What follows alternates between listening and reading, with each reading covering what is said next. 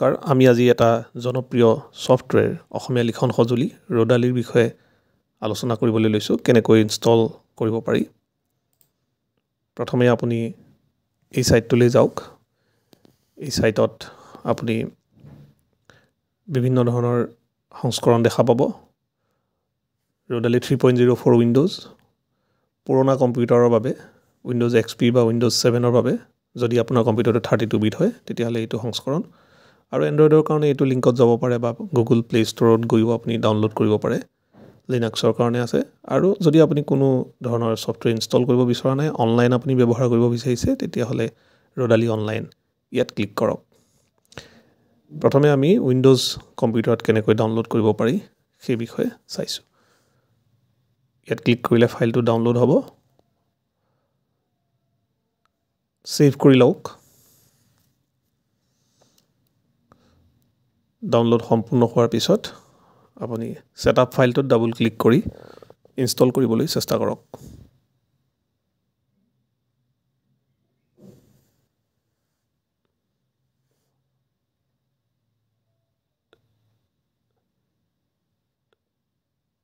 অলপ সময়ৰ পিছতে এই সফটওয়্যাৰটো আপোনাৰ কম্পিউটাৰত ইনষ্টল হৈ যাব অলপ সময় অপেক্ষা কৰাৰ পিছত এই সফটওয়্যাৰটো আপোনাৰ কম্পিউটাৰত ইনষ্টল হোৱা দেখা পাব আপুনি ফিনিশ বাটনটো ক্লিক কৰিলো আপুনি ডেস্কটপত এটা আইকন দেখা পাব ৰডালি 3.0 এতিয়া ইয়াত ডাবল ক্লিক কৰিলে এই সফটওয়্যাৰটো খুল খাব প্ৰথমবাৰ ক্লিক কৰোতে অকমান সময় ল'ব এটো দেখা পাইছে ইয়াত ধৰি আপুনি টানিয়ে এই উইন্ডোখন আপুনি মুভ কৰিব পাৰিব ইফালৰ পৰা হিফাললৈ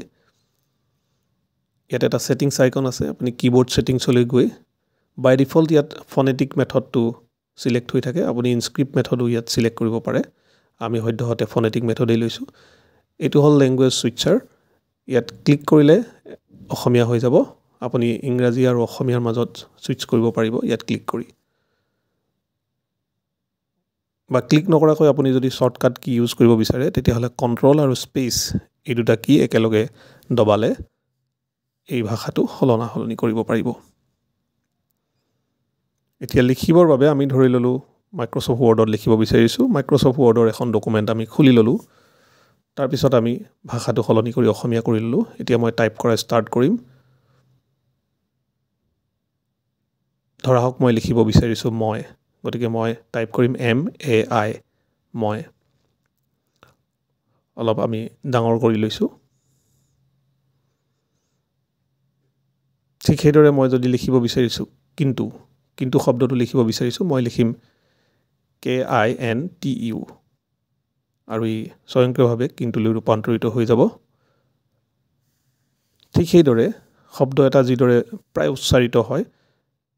অসমীয়াত ইংৰাজী কিবোৰ্ডৰ সহায়ত আপুনি হেদৰে লিখিবৰ চেষ্টা কৰিলে ই নিজে অসমীয়া হৈ যাব ইয়াকে কোৱা হয় ফনেটিক মেথড অফ ৰাইটিং খুব সহজতে আপুনি যুক্তাক্ষৰ লিখিব পাৰিব যিদৰে উচ্চাৰণ হয় ঠিক হেদৰে লিখিব চেষ্টা কৰিলে আপুনি যুক্তাক্ষৰ লিখিব পাৰিব এতিয়া কোনবিলাক কি আপোনাৰ কোনটো কি লগত মেপ হৈ আছে হেতু চাবৰ বাবে যদি আপুনি মনত ৰাখাত অকমান অসুবিধা পাইছে তেতিয়াহলে এই তালিকাখন চাব পাৰে এই তালিকাখনত কোনটো ইংৰাজী আখৰৰ লগত বা কোন দুটা ইংৰাজী আখৰৰ লগত কোনটো অসমীয়া আখৰ সম্পৰ্কিত হৈ আছে সেই বিষয়ে আপুনি আভাস পাব ইয়াত মাউস ক্লিক এখন মাউস কিবোৰ্ডও আমি দিছো কেতিয়াবা অসুবিধা হলে মাউসেৰে ক্লিক কৰিও আপুনি বিশেষকৈ যুক্তাক্ষৰৰ ক্ষেত্ৰত আপুনি লিখিব পাৰিব গতিকে এইদৰে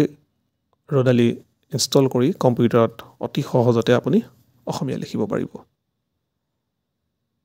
ধন্যবাদ